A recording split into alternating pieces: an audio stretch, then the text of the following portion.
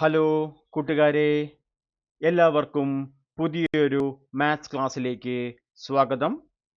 നമ്മൾ ഇന്ന് 10ാം ക്ലാസ്സിലെ മാത്തമാറ്റിക്സ് ഓഫ് ചാൻസ് സാധ്യതകളുടെ ഗണിതം എന്ന അധ്യായത്തിലെ പേജ് നമ്പർ 78-ലെ മൂന്നാമത്തെ ചോദ്യമാണ് പഠിക്കുന്നത്.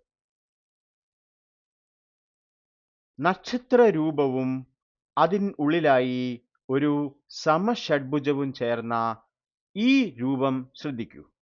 ഇതിൻ്റെ ജ്യാമിതീയ സാധ്യത, അതായത് ജോമെട്രിക്കൽ പ്രോബബിലിറ്റി, നമുക്ക് വളരെ എളുപ്പത്തിൽ തെളിവുകളോടെ പഠിക്കാം. ഓക്കെ, അപ്പൊ നമുക്ക് ആദ്യം ചോദ്യം നോക്കാം. ചോദ്യം ഇതാണ്: രണ്ട് തുല്യ സമഭുജ ത്രികോണങ്ങൾ, ഇതാ ഒന്ന് രണ്ട് തുല്യ സമഭുജ ത്രികോണങ്ങൾ പരസ്പരം വെട്ടിക്കടന്നു പോകുമ്പോൾ അവിടെ ഒരു നക്ഷത്ര രൂപം ഉണ്ടാകുന്നുണ്ട്. അതിന്റെ നടുവിൽ ഒരു സമഷഡ്ഭുജം രൂപം കൊണ്ടതായി ചിത്രത്തിൽ കാണാം. ഇതിൽ കണ്ണടച്ച് ഒരു കുത്തിട്ടാൽ അത് പച്ച സമഷഡ്ഭുജത്തിൽ ആകാനുള്ള സാധ്യത എത്രയാണ്? Okay, question: two equilateral triangles overlap to form a star shape, creating a green regular hexagon at the center. Find the probability that a dot put in the picture falls within the green region, that is, falls within the green hexagon.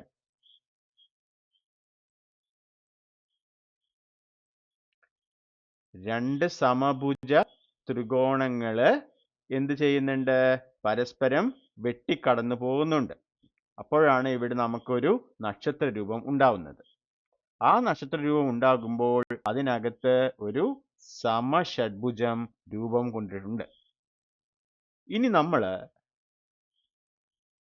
ഈ ചിത്രത്തിൽ ഒരു കുത്തിടുക, കണ്ണടച്ചുകൊണ്ട് ഒരു കുത്തിട്ടാൽ അത് ഈ സമഷഡ്ഭുജത്തിൽ, ഈ ഹെക്സഗണിൽ, regular ഹെക്സഗണിൽ വരാനുള്ള probability എത്രയാണെന്ന് കണ്ടുപിടിക്കണം. അപ്പോൾ നമുക്ക് ആദ്യം തന്നിരിക്കുന്ന ചിത്രത്തിലെ ത്രികോണങ്ങൾക്കും അതുപോലെ സമഷഡ്ഭുജത്തിനും പേര് നൽകാം. Okay, first give label to the vertices of triangles and the regular hexagon. അപ്പോൾ ABC എന്നത് ആദ്യത്തെ ത്രികോണം, DEF രണ്ടാമത്തെ ത്രികോണം. ഓക്കെ, ഇനി നമുക്ക് ഇവിടെ കാണുന്ന ഹെക്സഗൺ, റെഗുലർ ഹെക്സഗൺ, അതായത് സമഷഡ്ഭുജത്തിന് അതിൻ്റെ വെർട്ടിസസ്, മൂലകൾക്ക് GHIJKL എന്ന് പേര് നൽകാം. ഓക്കെ, ഇനി കൂട്ടുകാരെ, ഇപ്പോൾ ഈ ചിത്രത്തിൽ നമുക്ക് 1 2 3 4 5 6 മഞ്ഞ ത്രികോണങ്ങൾ, യെല്ലോ ട്രയാങ്കിൾസ് കാണാം. ഈ 6 ത്രികോണങ്ങളും സമഭുജ ത്രികോണങ്ങളാണ്, കൂടാതെ അവ തുല്യവുമാണ്.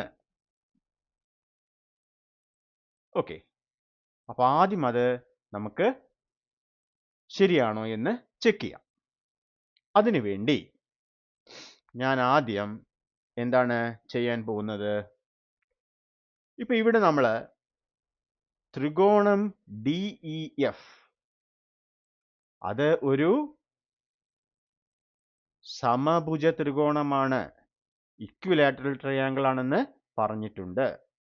അതുകൊണ്ട് ഇതിലെ 3 കോണുകളും 60 ഡിഗ്രി ആയിരിക്കും. 60 ഡിഗ്രി, 60 ഡിഗ്രി, 60 ഡിഗ്രി.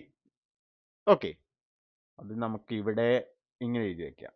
കോൺ ഡി, കോൺ ഇ, കോൺ എഫ്, അതുപോലെ കോൺ എ, കോൺ ബി, കോൺ സി. ത്രികോണം എ ബി സിയിൽ അവ 60 ഡിഗ്രി ആയിരിക്കും. കോൺ എ, കോൺ ബി, കോൺ സി, ഇതെല്ലാം തന്നെ എന്താണ്? 60 ഡിഗ്രിയാണ്. ഓക്കെ,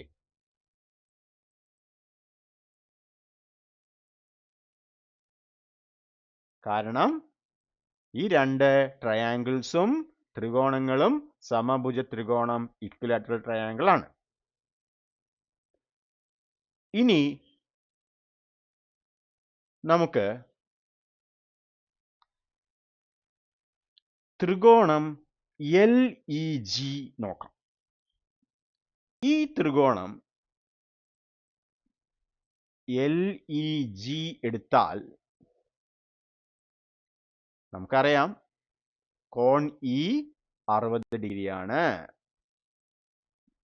ഓക്കെ, ഇനി കൂട്ടുകാരെ, ഇവിടെ കോൺ ജി എൽ ഡിയും കോൺ ജി എൽ ഇയും രേഖീയ ജോഡികളാണ്, ലീനിയർ പെയേഴ്സ് ആണ്. അവ കൂട്ടിയാൽ 180 ഡിഗ്രി ആയിരിക്കും. ഇവിടെ ഇ ഡി എന്ന വരയെ ജി ബി എന്ന വര കട്ട് ചെയ്യുമ്പോൾ ഇവിടെ ഉണ്ടാകുന്ന ഈ കോണുകൾ കോൺ ജി എൽ ഇ പ്ലസ് കോൺ ജി എൽ ഡി അല്ലെങ്കിൽ ജി എൽ കെ അതെന്തായിരിക്കും? 180 ഡിഗ്രി ആയിരിക്കും. നമുക്കറിയാവുന്ന ഒരു കാര്യമാണിത്. കോൺ G L E plus angle G L K എന്നെടുക്കാം, ഈക്വൽ ടു 180 ഡിഗ്രി. ഓക്കെ, ഇനി ഇവിടെ ഇത് കോൺ ജി എൽ കെ നമ്മുടെ ഹെക്സഗൺ സമഷഡ്ഭുജത്തിലെ കോണാണ്. സമഷഡ്ഭുജത്തിലെ ആന്തരകോണുകൾ 120 ഡിഗ്രി വീതമാണ്.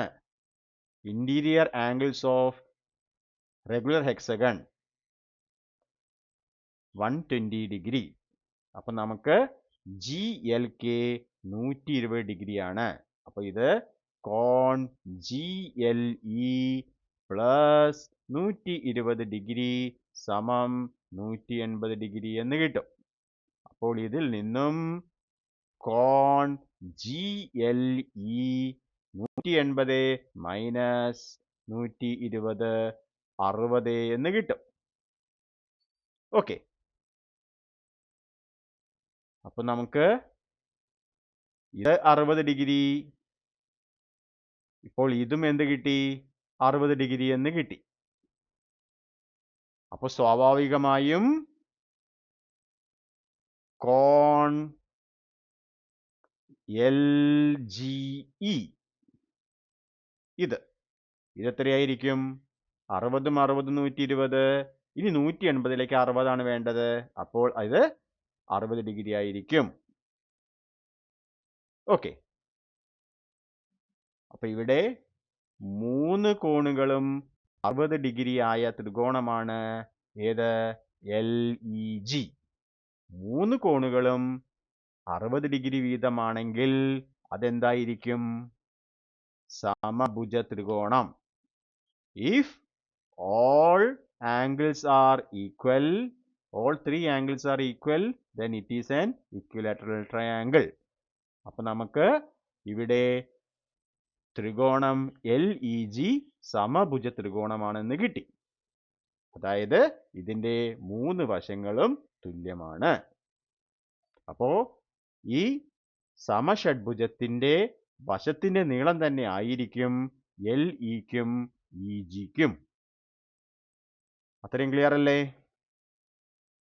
ഇതേപോലെ തന്നെ മറ്റുള്ള ത്രികോണങ്ങളും സമഭുജ ത്രികോണങ്ങൾ ഇക്വിലാറ്ററൽ ട്രയാങ്കിൾസ് ആണെന്ന് മനസ്സിലാക്കാം. ഓക്കെ, കാരണം എല്ലാത്തിലും ഒരു വശം one side is part of hexagon. സമഷഡ്ഭുജത്തിൻ്റെ ഒരു ഭാഗമാണ് ഈ 6 ത്രികോണങ്ങളിലെയും ഒരു വശം. ഓക്കെ, ഈ വശങ്ങൾ ബാക്കിയുള്ള 2 വശങ്ങളും തുല്യമാണെന്ന് ഇതേപോലെ നമുക്ക് തെളിയിക്കാം. അപ്പോൾ ഇവിടെ മഞ്ഞ ത്രികോണങ്ങളെല്ലാം തന്നെ സമഭുജ ത്രികോണങ്ങളാണെന്ന് മനസ്സിലായി. ക്ലിയർ അല്ലേ? ഓക്കെ, ഇനി നമ്മൾ എന്താ ചെയ്യാൻ പോകുന്നതെന്ന് വെച്ച് കഴിഞ്ഞാൽ, ഇവിടെ ഞാൻ ഓക്കെ ഇതും മായ്ക്കുകയാണ്. ഒന്ന് ക്ലിയർ ചെയ്ത് കഴിഞ്ഞാൽ നമുക്ക് കുറച്ചും കൂടി എളുപ്പമായിരിക്കും. ഇനി ഞാൻ ചെയ്യാൻ പോകുന്നത് നമ്മുടെ സമഷഡ്ഭുജത്തിൽ 3 വികർണങ്ങളായിരിക്കും ഉണ്ടാവുക. In the regular hexagon there are 3 diagonals. അത് നമുക്ക് വരയ്ക്കാം. അപ്പോൾ ആ 3 ഡയഗണൽസ് ഏതൊക്കെയാണ്? ഇവിടുന്ന് തുടങ്ങാം. ആദ്യം നമുക്ക് ജി തന്നെ തുടങ്ങാം. GJ. അയ്യോ,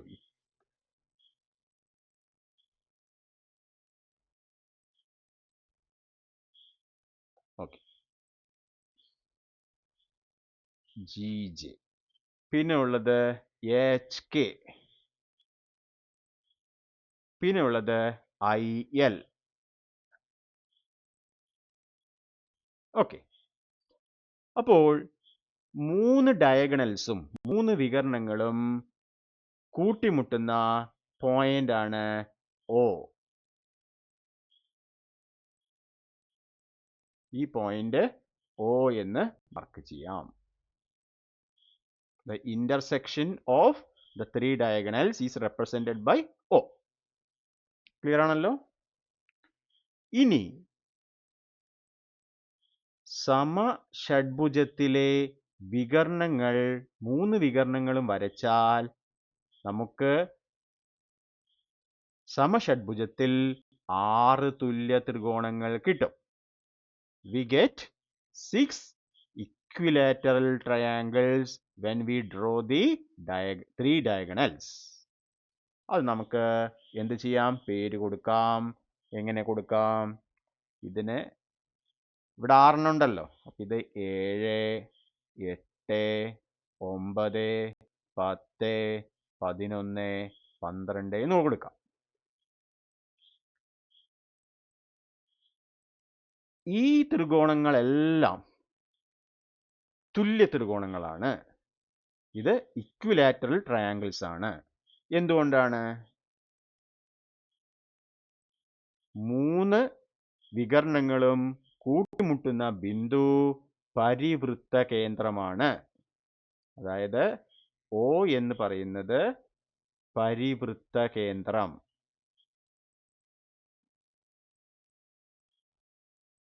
സർക്കം സെന്റർ.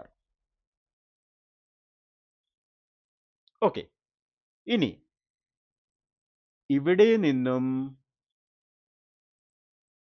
നമ്മുടെ സമഷഡ്ഭുജത്തിൻ്റെ മൂലകളിലേക്കുള്ള ദൂരം തുല്യമാണ്. The distance from circumcenter to the vertices of hexagon are equal. അത് എന്തായിരിക്കും? ഓയിൽ നിന്നും എല്ലിലേക്കുള്ള ദൂരം എടുത്ത് നമുക്ക് ഇവിടെ എന്ത് ചെയ്യാം? ഒരു വൃത്തം വരയ്ക്കാം, സർക്കിൾ വരയ്ക്കാം. അപ്പോൾ ഇത് ആരമായിരിക്കും. അപ്പൊ ഇവിടെ O G O H O I O J O K O L ഇതെല്ലാം തന്നെ തുല്യമാണ്. ഇനി ഒരു കാര്യം കൂടി ശ്രദ്ധിക്കുക. ഇവിടെ പരിവൃത്ത കേന്ദ്രത്തിൽ നിന്നും ഈ ഓരോ വെർട്ടിസസിലേക്കും മൂലകളിലേക്കുമുള്ള ദൂരം തന്നെയാണ് നമ്മുടെ വശത്തിന്റെ നീളം. അതായത് ഒ എൽ എന്ന് പറഞ്ഞു കഴിഞ്ഞാൽ എൽ ജിക്ക് തുല്യമാണ്.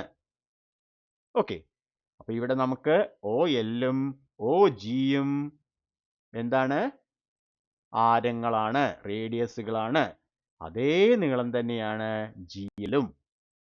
അത് റെഗുലർ ഹെക്സഗണിന്റെ അതായത് സമഭുജ സാമാന്തരികത്തിന്റെ ഒരു പ്രത്യേകതയാണ്. അപ്പോൾ ഇതെന്താണ്? O L G. ഇത് 3 വശങ്ങളും തുല്യമാണ്. അപ്പോൾ ഇതെന്താണ്?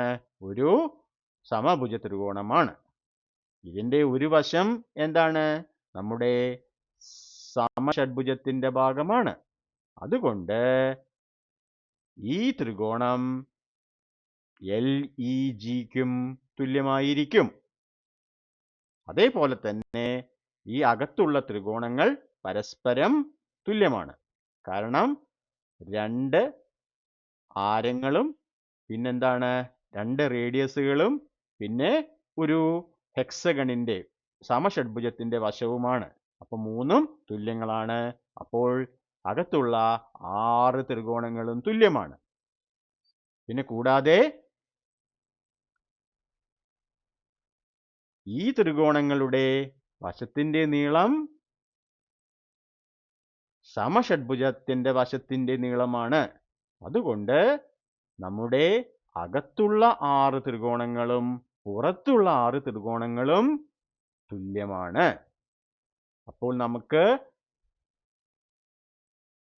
സമഷഡ്ഭുജത്തിന്റെ 3 വികരണങ്ങൾ വരച്ചു കഴിഞ്ഞാൽ ചിത്രത്തിൽ ആകെ 12 തുല്യ ത്രികോണങ്ങൾ കിട്ടും. 12 ഇക്വിലാറ്ററൽ ട്രയാങ്കിൾസ് കിട്ടും. ഓക്കെ, ഇതാണ് മനസ്സിലാക്കേണ്ടത്. അപ്പോൾ ഈ ചിത്രത്തിൽ ആകെ ത്രികോണങ്ങളുടെ എണ്ണം 12. ഇനി പച്ച ത്രികോണങ്ങളുടെ എണ്ണം എത്രയാണ്? പച്ച ത്രികോണങ്ങൾ 6 എണ്ണം. ഓക്കെ, 7 മുതൽ 12 വരെ.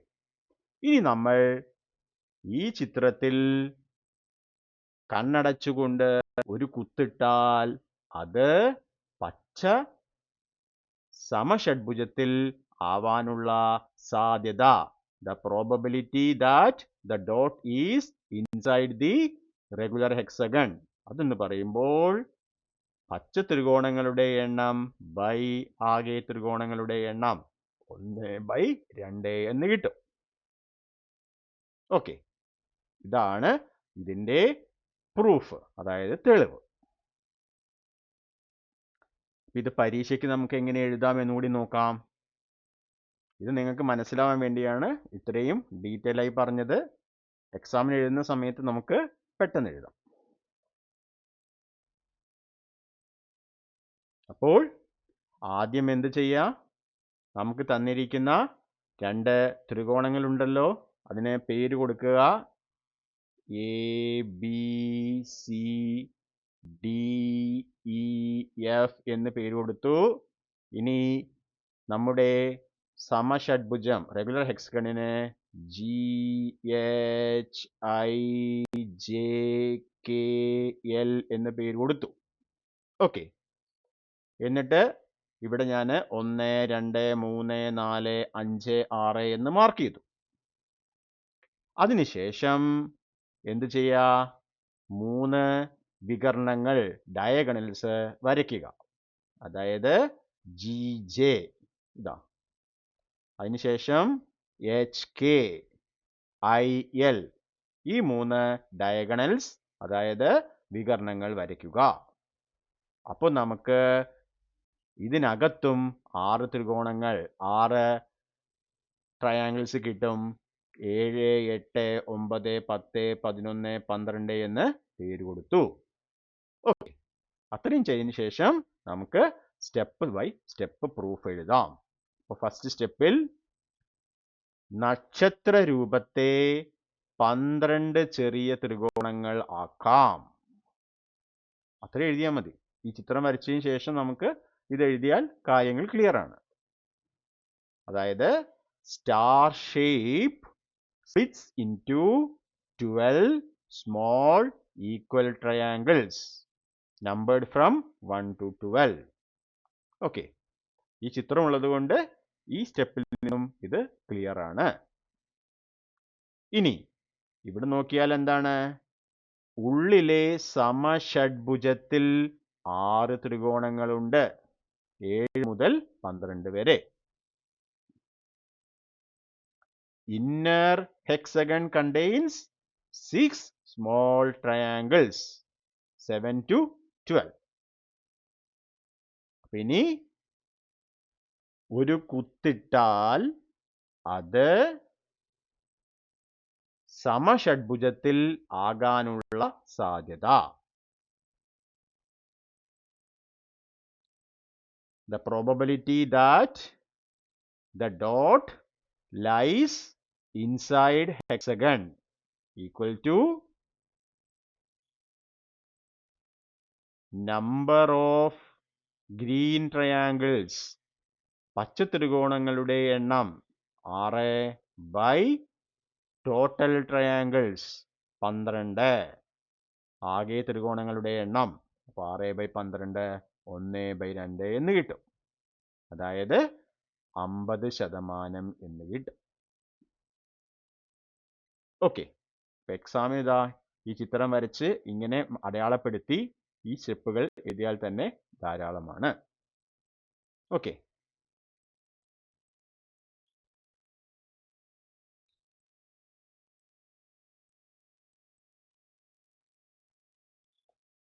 അപ്പോൾ കൂട്ടുകാരെ, ഈ വീഡിയോയിൽ പറഞ്ഞ കാര്യങ്ങളെല്ലാം തന്നെ ലളിതമായി നിങ്ങൾക്ക് മനസ്സിലായി കാണുമെന്ന് വിചാരിക്കുന്നു. അങ്ങനെയെങ്കിൽ വീഡിയോ ലൈക്ക് ചെയ്യുക, മറ്റുള്ളവർക്ക് ഷെയർ ചെയ്യുക, നിങ്ങളുടെ അഭിപ്രായങ്ങൾ കമൻറ്റ് ചെയ്യുക. പിന്നെ ചാനൽ മറക്കാതെ സബ്സ്ക്രൈബ് ചെയ്ത് സപ്പോർട്ട് ചെയ്യുക. വീഡിയോ കണ്ട് പിന്തുണച്ച എല്ലാവർക്കും വളരെ നന്ദി. Keep learning, keep growing. അടുത്ത വീഡിയോ വരെ എല്ലാവർക്കും bye. Thank you for watching.